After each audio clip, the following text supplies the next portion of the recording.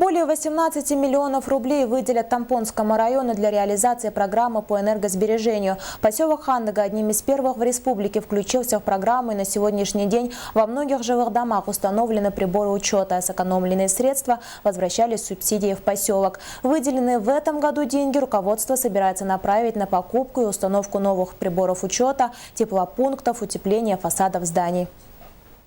Центр Тампонского улуса, поселок Хандыга, одним из первых в республике включился в реализацию программы энергосбережения. Есть неплохие результаты и намерение продолжать эту работу. В Хандыге разработана и утверждена программа энергосбережения вплоть до 2020 года, которая предусматривает мероприятия по предприятиям и жилому фонду. Существует порядок расходования сэкономленных средств. Ранее были установлены общедомовые приборы учета тепла, и ежегодная экономия возвращалась с субсидией в администрацию поселка Хандыга, которая тратилась вновь на приобретение и установку новых приборов учета тепла и воды.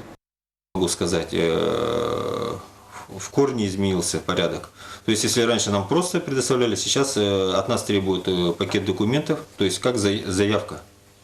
В этом году была подана заявка в полном объеме, и вышло постановление правительства о выделении муниципальному образованию поселок Хандыга 18 миллионов 600 тысяч рублей из бюджета Республики Саха-Якутия на мероприятия по энергосбережению в жилых домах. Во время проведения анализа мероприятий не все дома, оборудованные приборами, показывают экономию, поэтому будут проводиться дополнительные меры по утеплению фасадов зданий, установке теплопунктов, стеклопакетов и железных утепленных дверей в подъездах. Программа энергосбережения набирает все большие обороты и будет продолжаться впредь. Нина Ханарова, Наталья Пермякова, НВК Саха, Хандыга.